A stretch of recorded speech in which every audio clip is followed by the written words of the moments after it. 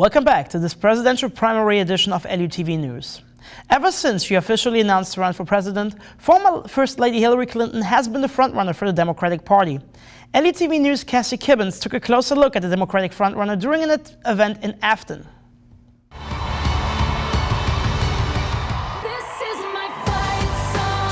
Hillary Clinton supporters filled a warehouse in Afton on Saturday. With a few days ahead of the Missouri primary, Clinton supporters know what's at stake. This is the most important election of my lifetime.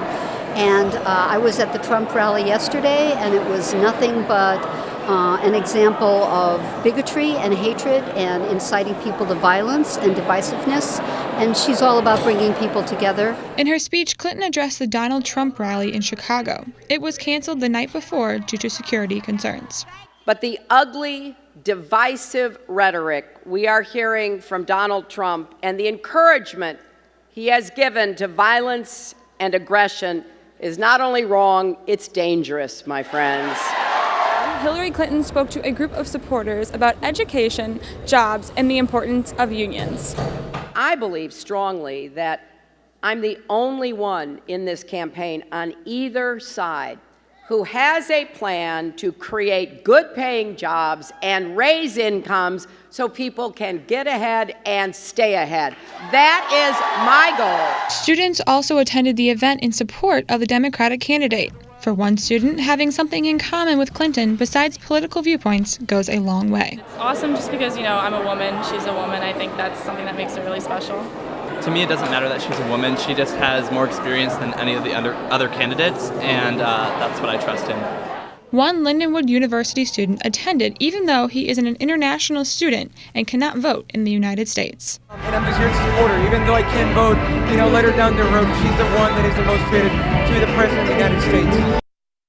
During her rally, Hillary Clinton talked about the importance of equality, which is one of the biggest issues of her only competitor, Senator Bernie Sanders of Vermont. I went to an event of the senator at the Southern Illinois University in Edwardsville. Take a look. Presidential candidate Bernie Sanders has attracted record-breaking crowds all over his campaign, and the same thing is happening at the Southern Illinois University here in Edwardsville. Excited people are waiting right behind me for the senator to come out and speak to the crowd. In fact, people started lining up at 4 a.m. in front of the Vedder Center. Approximately 4,000 people attended this campaign event. Washington University law student and Vermont native Rebecca Schieser explains why she supports Bernie Sanders. He's been my senator and congressman for a long time, and I like that Bernie Sanders has done a really great job representing Vermonters in the Senate as an independent. When Sanders took the stage, he emphasized the importance of a higher minimum wage, tuition-free colleges, equal pay, and a new campaign finance system. Especially young voters and middle-class workers, such as U.S. Steel Representative Scott Wolf, are attracted by Sanders' ideas. Bernie Sanders is for the middle class, the working class. He's not for the Wall Street bankers who already have too much money.